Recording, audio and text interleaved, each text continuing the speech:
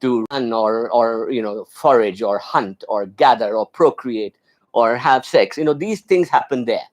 Then you have a connection, the limbic system, which is the trigger, or I would say almost like a CPU of connecting your limbic, your reptilian complex with your thinking brain. It is also the home of all emotions.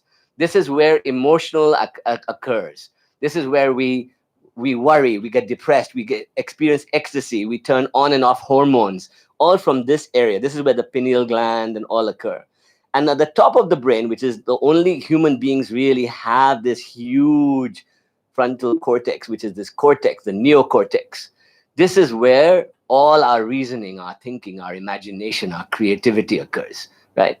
So they discovered very ancient times that you could turn on the pineal gland, right, and do something here, right, through breathing, through control, or through hallucinogens. They used to take hallucinogens to do it, right? A lot of them.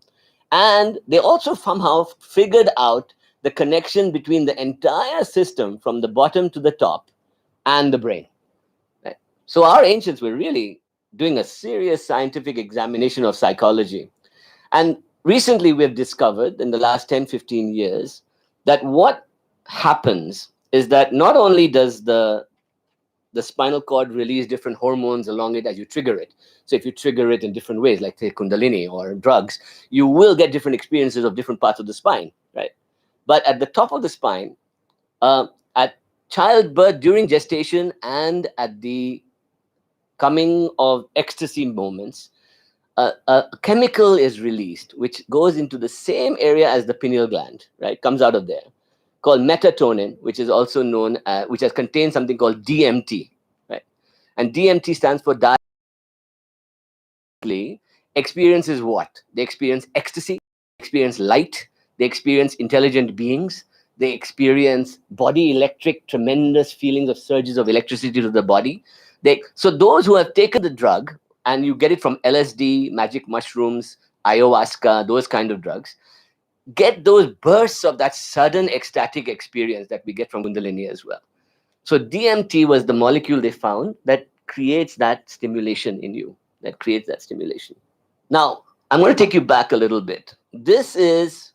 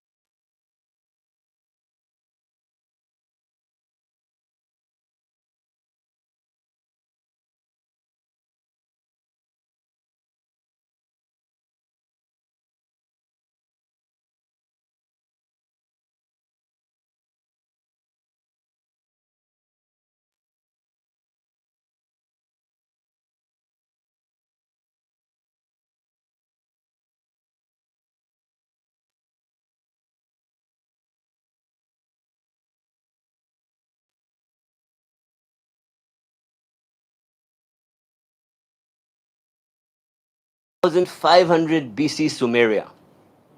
It's called the Caduceus of Gulash, this one, right? This was a famous goddess worshipping culture. They worship the goddess, right? And if you count, you got 1, 2, 3, 4, 5, 6, 7, right? And on either side is two creatures that are half leopard, half they think eagle, but they also think it's vulture, and both are holding up the Ida and the Pingala, and through the middle rises, and then at the third eye we have connection. Kundalini. This is totally Kundalini knowledge. That means it wasn't called Kundalini, it was called something else. This is from Egypt. This is the staff of Hermes Trismegistus, or Hermes, also known as the staff of thought. And this was again the serpent meeting at the top, and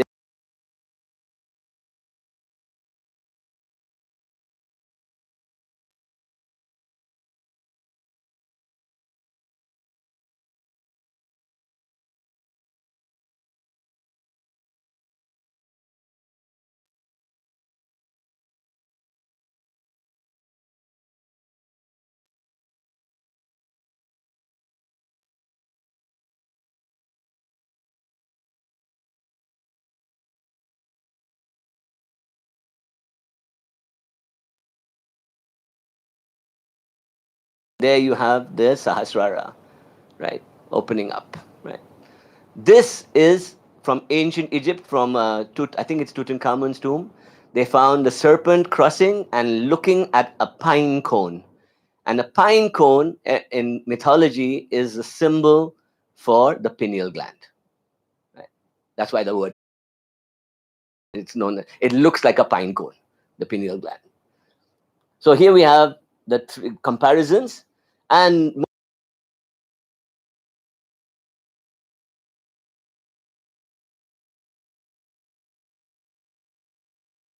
more recently, for those who love these, the eye of consciousness at the top of the pyramid, which is the human body, sits eye opening.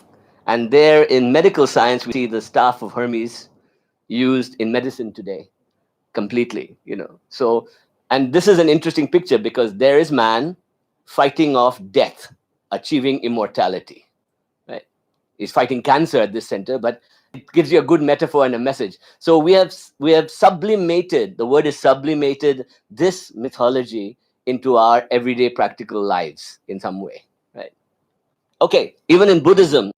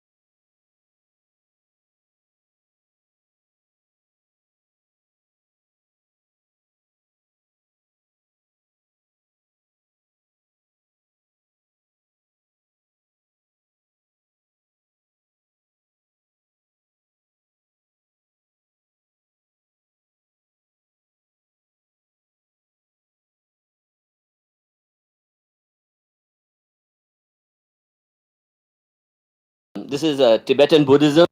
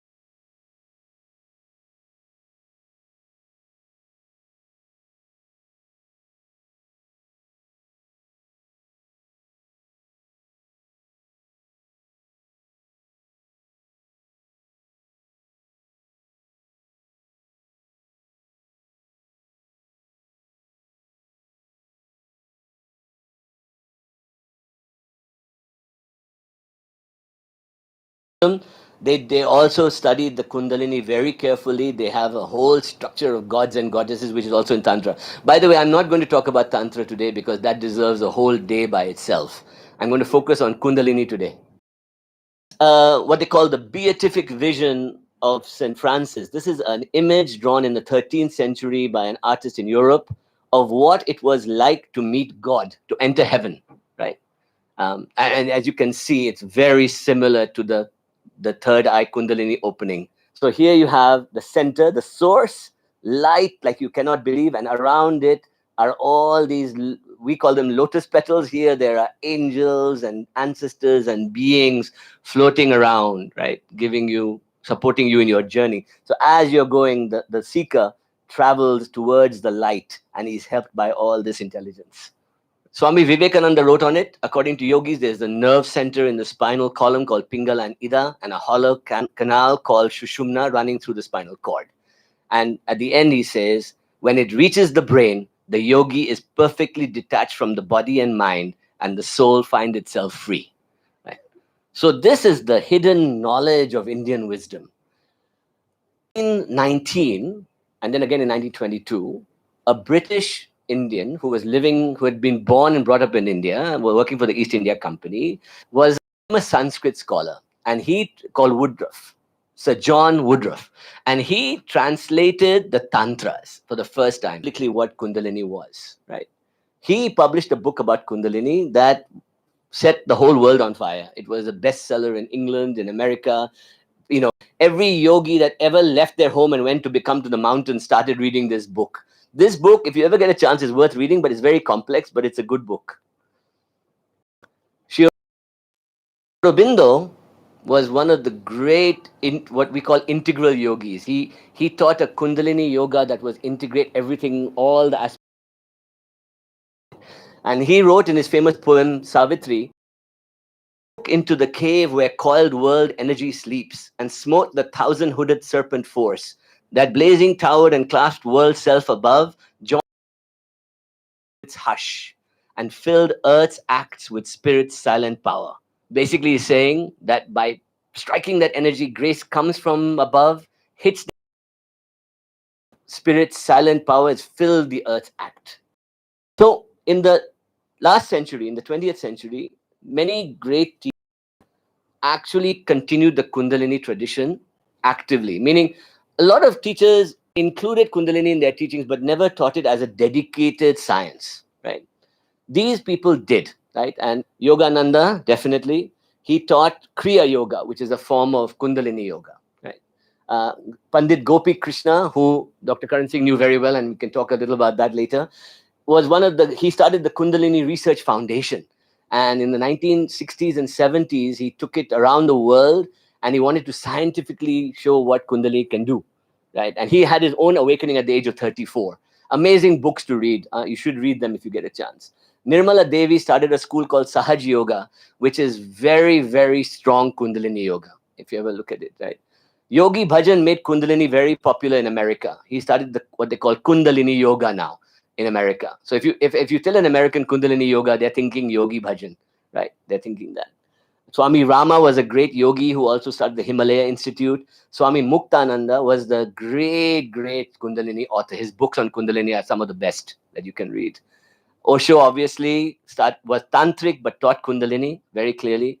And Mahesh Yogi with transcendental meditation actually used Tantra to activate Kundalini centers using using mantra. And he taught mantra in America, and now one of the biggest followings, on spiritual path there. So this is the coiled serpent. This is your brain, and this is the cosmic vision. This is from Hubble telescope, by the way. And it's funny because most of the visions of people who have had Kundalini experiences looks like this, So there must be something that we are opening.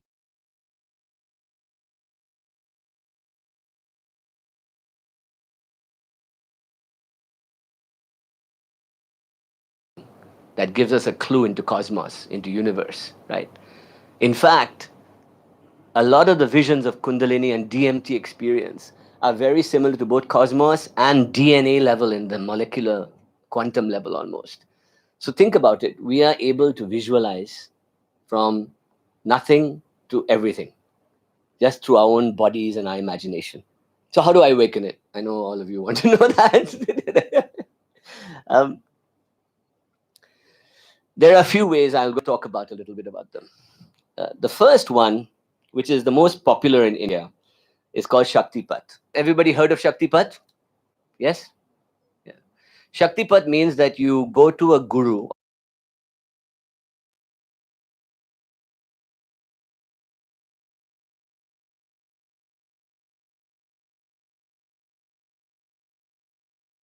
or an awakened siddhi, awakened kundalini. First of all, you're in a trance state with him. You go into a state of ecstasy. You don't know why.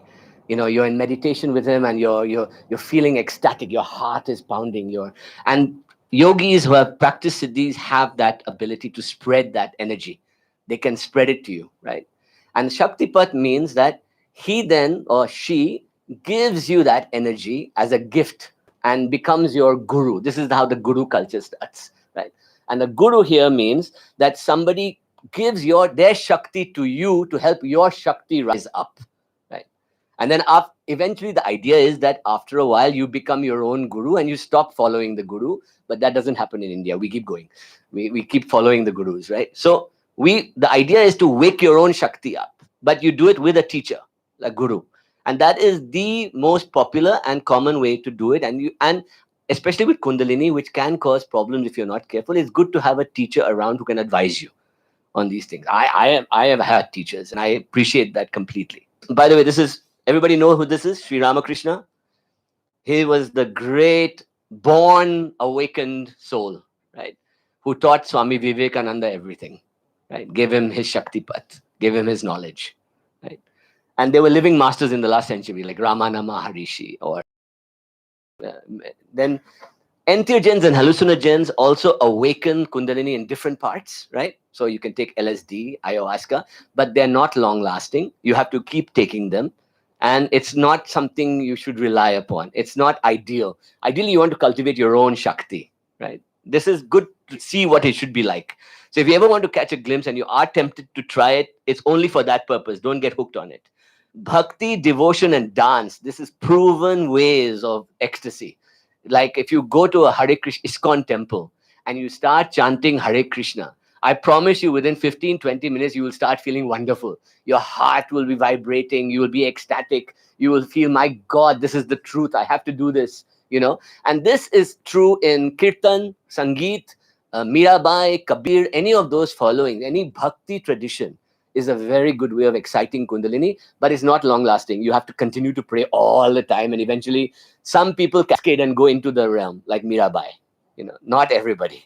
Not everybody. But you feel good when you do it. Your heart explodes. Then rhythm, breathing, and movement also is very popular. If you go to Kali Puja, have anybody been to Kali Puja and heard the dholak play? My God, you just go into an ecstasy, and that is Kundalini rising also, right? And then there's severe austerities. This is a statue of the Buddha almost dead, emaciated from fasting, right? It's an extreme example. But if you fast, if you sit in dark caves, if you hide yourself away from the world and you meditate on the mantras and the beach, you will awaken Kundalini in some way, right? So the other ways which are successful today and worth pursuing if you want to go this route, is Kundalini Yoga, which is Yogi Bhajan in America and other schools. Kriya Yoga, which was started by Lahiri Mahashai and Babaji, taught by Yogananda, now many other teachers around the world. Sri Vidya, which is Tantra, which is Shaktiism, the worship of Devi within the body, right? So all these nadis, these chakras, right? We call them goddesses. They are goddesses, right? Each one. The heart is Lakshmi. The base is Saraswati. The the throat is Kali. As you get to the head, you're in Durga. And you can actually elaborate and get into 108 names of the goddess using mantra, using japa, using yantras, the Sri Chakra Meru, the images, using mudra, the hand gestures. These are all very elaborate ways of awakening Kundalini, and they exist. They're very good. But they require a PhD program for yourself. Which is very popular Kundalini Yoga school, taught by Nirmala Devi. She died, but her school continues, and it's a good school. And Kashmir Shaivism Panchastvi is very good, which Gopi Krishna was a teacher of, and it's still active today. There are not some great teachers still around, and this is direct connection to Kundalini through Shaivism, through Shiva. But the best way is to sit, to breathe, and to learn the technique of lifting up your Kundalini yourself and opening yourself up to grace coming from above. That's the best way, right? Here, this is rising. So the right side, on the left side, and Pingala on the right side. It's related to your left and right nostril as you breathe in. So one of the first things you do in Kundalini is you learn to breathe and sit, right? So you have to make it as supple as possible. So Hatha Yoga is very good for this. There are other yogas, Kundalini Yoga, other yogas that you can try that let you make the spinal cord supple. And the reason you sit in Mula Bandhasana or Mula sitting is that you're trying to stay completely still for as long as you can, right? So if you can't sit like that, sit on a chair. It's okay, right? Then as you activate the breath on the left and the right, you start creating a current here like this. And eventually from the Muladhara, a current will rise up the middle, Shushumna, which is the beginning of Kundalini rising. And you can feel it sometimes. I mean, give it a try right now. Suck like a whistle inwards and feel that rising air, Vayu, going through you. If you try that, it is quite amazing. After a while, you will see that there is this middle path that you can take. Right? The left and right nostrils are very important, and you will learn techniques of breathing. The Ida is the moon, Pingala is the sun. It's a duality. You're dealing with left and right. And then Shushumna runs through the middle of the spinal cord and is called the Brahma Nadi. So this is the entire cosmos. I'm going to just play you something, and I'll go through quickly the chakras, and then I'll wind it up right now. Just wait with me. And then we'll open it up.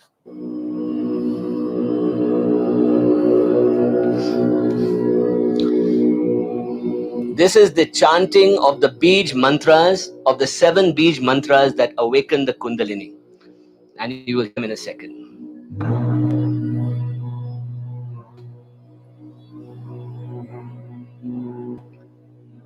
So the first chakra is Muladhara, which is at the bottom of your spine. The color to meditate on is red. The Bij mantra is Lam. You can hear it. Lam, Lam, Lam. Then this deals with the anus area. So you're focusing on clenching the anus and you lifting Kundalini up, right? That's basically you're asking Kundalini to rise. Kundalini Uthana, Kundalini Uthana, Muladhara Uthana, Muladhara Uthana. You're asking it to rise. And by breathing and pointing your vision to the tip of your nose while you're asking it to rise, this is the hidden knowledge of Indian wisdom. In 1919, a British Indian who had been born and brought up in India, working for the East India Company, was a famous Sanskrit scholar, and he called Woodruff, Sir John Woodruff, and he translated the Tantras for the first time. And it was not known publicly what Kundalini was, right? He published a book about Kundalini, set the whole world on fire. It was a bestseller in England, in America. You know, every yogi that ever left their home and went to become to the mountains started reading this book. This book, if you ever get a chance, is worth reading, but it's very complex, but it's a good book. Sri Aurobindo was one of the... So the first chakra is Muladhara, which is at the bottom of your spine. To meditate on is red. The Bij mantra is Lam. You can hear it. Lam, Lam, Lam. Then this deals with the anus area. So you're focusing on clenching the anus and you lifting Kundalini up, right? That's asking Kundalini to rise. Kundalini Uthana, Kundalini Uthana, Muladhara Uthana, Muladhara Uthana. You're asking it to rise. And by breathing and pointing your vision to the tip of your nose while you're clenching your anus, you will start to feel the heat, right? So as you...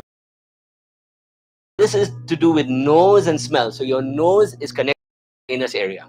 So those two are your circuit that you're creating, right? Adrenaline, neoadrenaline. This is all to do with earth. This is to do with survival. This is to do with connecting to the ground, being grounded, right? So you start Kundalini without worshipping Muladhara first, your first chakra. Because if you start up here, you will start developing tendencies that have no grounding. And how will you receive 40,000 volts of knowledge suddenly if you're not grounded, right? Think about that. Lead is the material Ganesh, Brahma, Saraswati. And I'll just quickly go through these. This is Svadhisthana number 2, which is orange, and you'll see it's the colors of the rainbow, red to violet, right? Violet at the top, red at the bottom, right? Again, pure simple knowledge. Vam is the core word. Sex organs, tongue, taste. Sex organs and tongue, they match. Ovaries, testicles, sex drive, attractiveness, this makes you that. It gives you excess of that, right? If you have that a lot already, this is your chakra that's active right now, right? So you might want to balance it out a bit. And then rock and roll, Latin music, this is the music of that chakra. Again, Manipura, same thing. Yellow, rum, rum, rum, rum. Solar plexus, eyes, vision, pancreas, chanting. This kind of chanting is very good. This chakra is very important for living in the world because it's the third chakra. It's also in Buddhism called Hara. This is where we hold this is the center of gravity of the body. It's from where you begin the spiritual journey, upwards. From the heart, you go to the heart and then you go up. This one is very important if you want wealth, prosperity, balance in the world. That third chakra is very important. The fourth chakra is the axis between spirit and matter, the heart, anahata. Anahata means clapping with one hand.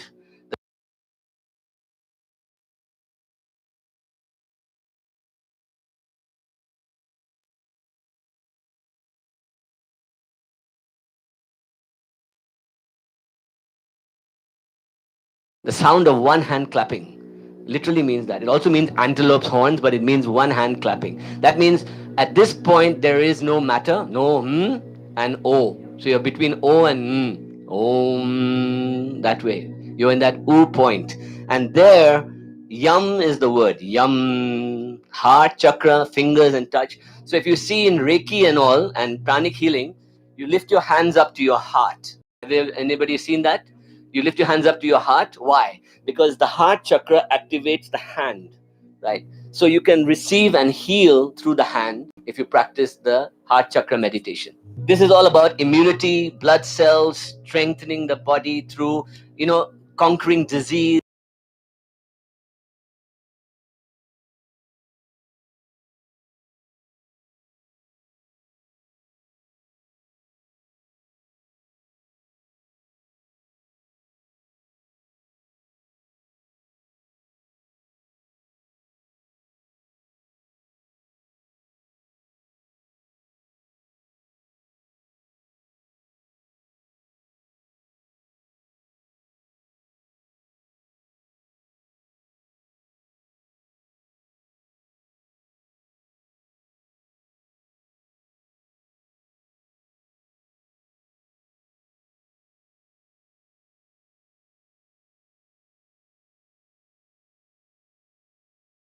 Is conquering, giving out compassion and love, healing the world, becoming a healer. The heart chakra is critical on that. Visuddha is the throat chakra, and that is to do with throat, hearing, thyroid. This is balancing the body. This is speaking. This is preparing the brain. This is the home of Kali. This is where Kali sits. Kali sits here, and the mythology is that Kali sits there. The symbol means that at this point you are knocking on the door of heaven and you're saying, please let me in. And Kali says, why? What have you done? It's like the judgment of heaven. You're there. And she stands there with her sword ready to cut your ego off. And she wears the 50 garland heads around her neck, which is 50 heads of the Sanskrit vowel letters, 50 sounds. So if you can utter the sounds, if you can say the word and say, I have let my ego go, she cuts your head off and you can enter the Rudra into Shiva. And that's what it means. High note singing, opera, high frequencies, ether, Shiva and Kali begin here. Sadashiva. Agya is the third eye, the pineal. Knowing, sleep, consciousness, pituitary. Pineal is the last one. And here you have music of the spheres and Om, the sound Om. So if you want to meditate on only one sound, if you want to do only one, do Om. That's the one sound. Sahasrara, the ultimate crown, right here on the top of your head, right? On top of the head. Sahasrara is bliss. This is the beginning of ecstasy. You see the 1,000-petal lotus, you experience it, and this is where it all happens. I'm going to show you a little video done by a very famous American artist called Alex Gray, which shows what Kundalini awakening would be like if you saw it inside. And the last thing I want to share with you is that here are some living schools that if you want to consider, and I'll talk about them when you ask me, if you ask questions, that you should look at, that would be worth pursuing if you want to be taught correctly, and want to discover your own path, right? Sure, you can practice on your own, but be careful, because in your blocks, you might open up chakras before they're meant to be open, and you might have to work downwards and start on the earth again and come back up, right? And I'll give you a quick clue that some of the symptoms of Kundalini awakening are that you will have heating in the anus area, right? You will feel ecstatic connection in the heart area. You will start feeling weight on the heart, right? You will start feeling like, when you're watching something very emotional and you feel really heavy in the heart, that feeling, or when you're seeing a sunset and you feel open, that it'll start cultivating that. And you will also, if you focus on either the tip of your nose or the third eye, you will experience visions, right? And if you close your ears with your thumb and your eye, you will hear what they call the indriyas, the sound of the 10 regions, right? Which is the rushing of water, the waterfall, the beat of the heart, all these sounds. And eventually you will hear Om, as if 1,000 people are singing in an Om chorus, right? If you try that, you'll hear it. So these are not it. These are milestones on the journey towards it, right? Don't get caught up in them. Don't get caught up in them. And these are some of the good teachers I recommend. Amritamai is a heart open chakra activator of the highest. If you meet her and just get a hug from her, you will be awakened in some way. Guruji Amritananda is a Sri Vidya, one of the greatest Sri Vidya teachers in India right now. Self-Realization Fellowship teaches Kriya Yoga. Tibetan Buddhism is also a very good school of Tantra and Kundalini Yoga, right? Sri M, you've all heard him, you heard him speak. Yogi Raj Srinath teaches Kundalini Kriya Yoga, a lineage from Babaji. Very interesting. Shubhendu Lahiri is the great-grandson of Lahiri Mahashoy, who teaches the original Kriya Yoga, right? And Gurmukh Kaur is the current head of the Yogi Bhajan US Kundalini Yoga School. And they do schools all over the world where they teach you physical yoga first, and then they teach you breathe and kumbhak and keval kumbhak and breathing techniques so that you can activate Kundalini slowly, slowly, slowly and open up. One book worth reading, Ajit Mukherjee, Kundalini. Changed my life. Thank you.